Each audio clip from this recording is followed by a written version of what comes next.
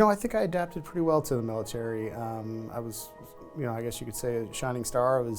Ended up being in charge of the platoon during basic training, and I was starting to realize that I was able to lead people pretty early. I didn't know what that meant. I didn't know exactly all the skills, but there was something there.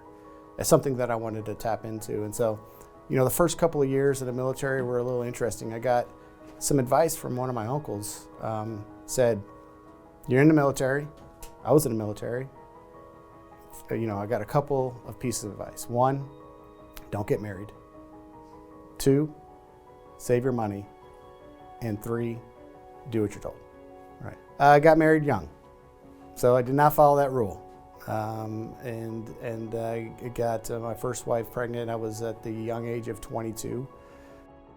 When you think back, my life was changing so rapidly, it was almost hard to realize it in the moment, right? So I had gone from my hometown, which I knew a lot of people had a huge family support system, to the military, which I was just trying to understand, trying to learn, trying to figure out how to be a soldier, how to grow in that career. And then I added the complexity of adding a daughter to this world with a wife that I had known for a very short amount of time. And so that was a challenge, right? And I did realize that being a father was a joy of mine.